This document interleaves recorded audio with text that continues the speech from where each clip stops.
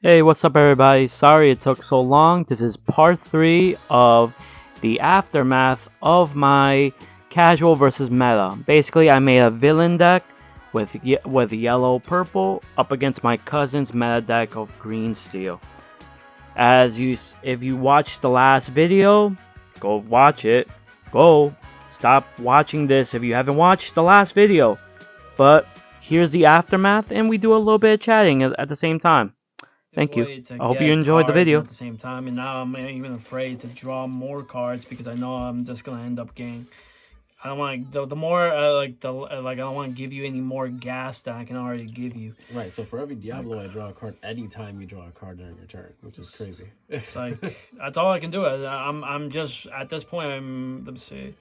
Let's see. 1, 2, 3, 4, 5, 6, 7, 8, 9. God That's damn game it! board. Ah, god damn! I can't even go faster. Fuck. Ah, shit. That's his game on board on my side, and all of the questy characters are evasive.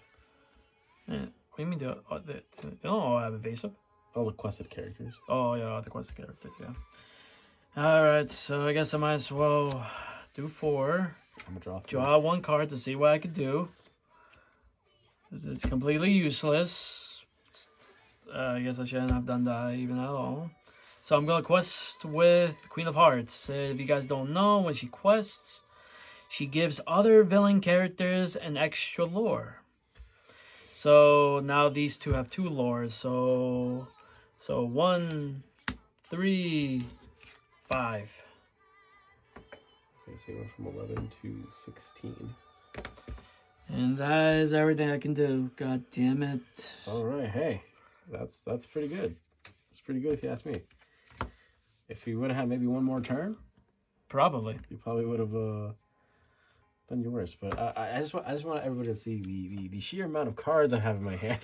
Because of Diablos. Well, here's my options of how I could destroy this one guy. Just, here's all the ammo I have. I'm gonna end the game here by just questing with what I have on board, everything.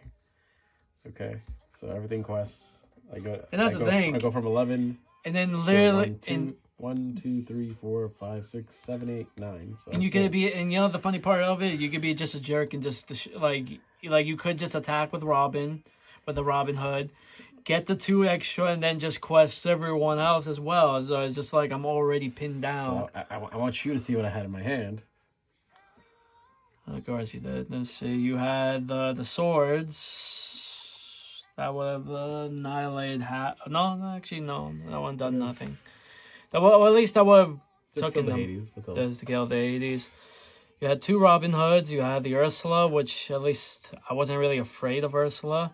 You had another 2 Robin Hoods. You had the Beast, Pegasus. That just basically makes everybody. So if you don't know, so this is a new set 4 card. But if pretty much what it says is that if you use its shift ability to be able to like put on top of like the baby Pegasus, for example, so you pay 3, shift it, and if you shift it, everything on your side of the board, all your characters pretty much gain evasive until the next turn. So pretty much everything becomes evasive on my side of the board, which is, I think it's pretty insane. Not gonna lie, it's pretty cool. And all I had was a measly Hades. Let's see, what was the next straw? I mean, I guess that would have given me a Challenger 3, but I wouldn't be able to, still wouldn't be able to do that because that stupid Pegasus would just made everybody evasive. I have no evasive cards in this deck. Let's see, Simba, another Queen of Hearts. Well, that would be pretty nice to get first and then see how long it can last. I mean, I love the fact that I could do that. Let me see, because if she was still gone first, like let's say I got 1 of them now, then she would have get 2. She quested, then they would have ended up getting. They would have gotten 3. So that's like 3, 6. Not bad. So that would be 1, 3, 5. No, 6, 9. That's it. Yeah, again, the crazy part is that this new Diablo card, I'm not gonna lie, I do feel like it is It is kind of a problem.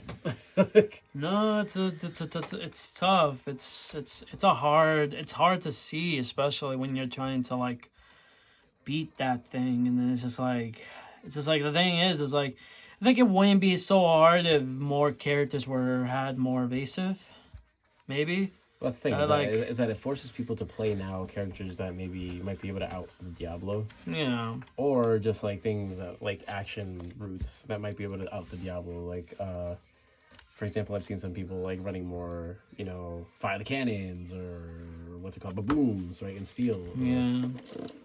And I think it's like the only really situations that now I have to use a certain color to be able to beat that. To out it, right? To out it, because I know if I go up against cards like this, or at least this color combination, I have to technically have to race you before you beat me in this race, because I know you don't have a lot of, even your removals are not enough if I can just kind of catch up faster than you do. I think the part that's like tough too is that obviously like Amethyst, for example, is very well known for draw, right? Yeah. Giving you a lot of draw power. But what do you do when you have something on the field that has also been giving the opponent this benefit of also drawing while you're drawing? Yeah. You know what I mean? Yeah, so that's why I was like, that was like the alternative plan was just like getting rid of my Maleficents, because it's the last thing I want is more card draws, less card draws, and give you more gas to do something about it. Or I might as well just, because it's either you're gonna discard me with the Bucky effect, or you're gonna just.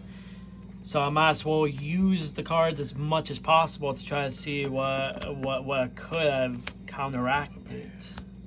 And Buckaroo just sits there, he doesn't really do anything. Yeah, he doesn't really have to do anything, because I know I can't get rid of him, or at least no, I can't get rid of him. Maybe like, let me see. No, I can't. I like. There's no. Yeah, I can't target him. I can't target him with even like stuff like that. I can't befuddle him. I can't like do anything. It's tough. Oh damn. Let me see. What would you say would be a good way to make this better? Do you know any cards that would speed the process, or at least something good enough? So I'd be interested in seeing what you're playing for 1-drops. So the 1-drops I am basically using the Queen, obviously, just to kind of use the shift effect. This is mid-range as well. Okay. The Chernobog's followers to give me at least an extra card. And I think that's pretty much it that I actually am rocking with it. So I mean, it's kind of tough because like literally, I think this color combination, at least how I have seen it work a lot, is like through more of like an aggro route, right?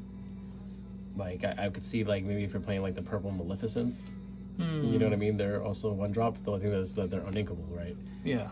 But they're only 1-drop. They're 1-drop. They quest for 2, and they could also benefit from the what's it called, the Queen of Hearts ability. And instead of questing for 2, they can now quest for 3. Because they're also villains. You know what I mean? See. So I guess I guess. Yeah, I guess I should have added the 2-drop, the 1-drop Queen, and the Maleficent. And that's where your bodyguards come in, like, you know what I mean, like Simba, or like is there another Amber bodyguard? I mean, now there's like more, right? Now there's like Blues and other stuff like that. Right? Oh yeah, the Baloo. I forgot about him. I forgot the one that he just nukes himself and he just gets 2 you gain 2 lore when he gets banished. Like, it's pretty. I mean, ridiculous. Yeah, it's pretty ridiculous, especially if you're able to like keep bringing out more to see. Excuse me. Yeah, so I'd consider like again, if you want to stay with the synergy of villains, right? Like Maleficent 1-drop, I would consider that 1-drop Maleficent. I think that'd be really beneficial to adding it to it. It also puts on like that early pressure, and works well with bounce.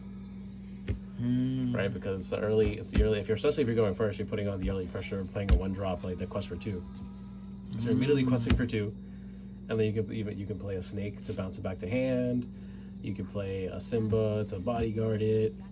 You know what I mean? Like there's multiple. It still works well. And then when you drop your Queen of Hearts, So in against that deck, should I reduce the card draws that I make, or should against this deck specifically, I mean, like should I still step on the gas and move up and get rid of cards that will give me more or use less cards that give me more cards? I think so. It's tough because like this deck really thrives off of gaining advantage off of your draws, but also discarding you, leaving you with nothing in your hand. So it's still going on that discard engine. You know what I mean? So I think the most ideal thing to do. I think the issue is that it's also paired with steel, right? So then steel like removes 2. But ideally, right?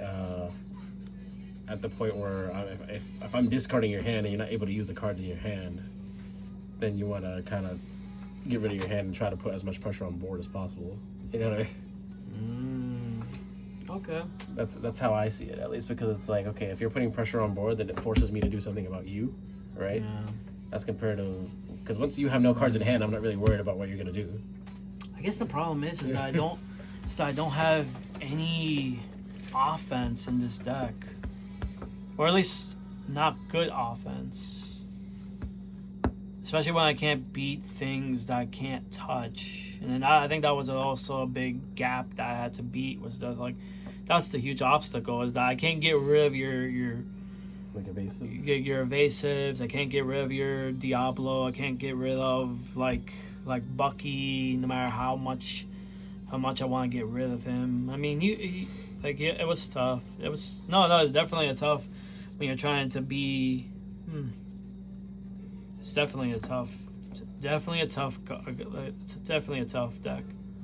It's a tough matchup to really go against, you know what I mean? Because like I said, if you want to go the aggro route will work up until I draw my removal.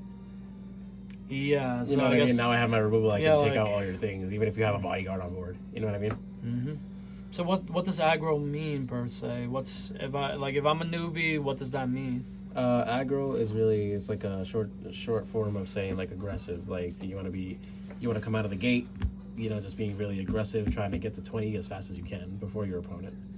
You know what I mean? So like essentially, like a deck synergy that I've seen in this color combination is people utilize that Madam bounce package. You know what I mean? Being able to bounce your cards back to your hand, but also like being able to put down like heavy questers quickly. You know what I mean? Like 1-drops or, you know, really fast, heavy like questers, and then being able to like quest with them and not get them removed by like bouncing them back, or even like playing them again and putting pressure on board. I'm questing for 10 on board right now. You have to do something about it. You know? I gotcha. You know what I mean? So you really want to be aggressive with your questing, with your strategy. That's all that aggro means. If you're playing more of a, like you mentioned, mid range earlier, right? You want to, you know, that's more of like you have stuff to be able to control a little bit too. This deck doesn't seem like, to me it would be more of a aggro deck than more of a mid-range deck. At least it would suit it better because you don't really have any ways of controlling my board. I do not. You know what I mean? Not without replacing certain things, but then I'm like, should I replace certain cards with removals, or at least whatever removal that I can get from this? Because I know there's, you know, you have, you know, like, because even like, you know, you do have you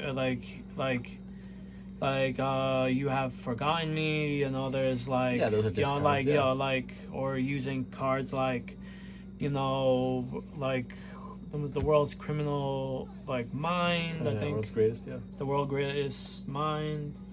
I know there's cards like, let me say, you know, Bare Necessities is a pretty decent card to use, especially in certain circumstances. Right. Especially to remove certain particular actions or items. I think it becomes tough because like you have to identify what you want your deck to do, and then because if you try to do too much of different things, then it kind of loses synergy within itself. You know what I mean? Yeah, that's true. That's true. I'm like, But let me not say. Let me say, like, hey, this deck, this colorway. You know what I mean? This is January.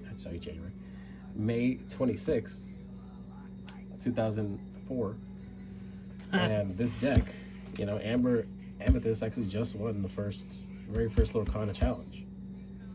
You know what I mean? So this deck won a tournament of 2000. Well, 2024. It's like it was like 1,900 something, but 996 people, but still. that's that's being a lot of the odds. You know, it beat a lot of the odds. So it can be done, right? It just you need to find that synergy that works well.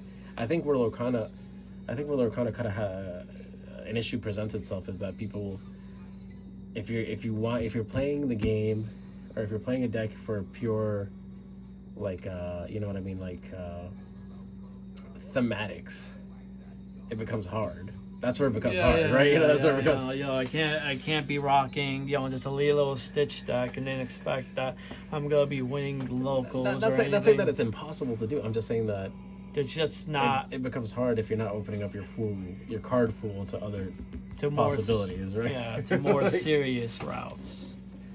I see. Okay. I understand that.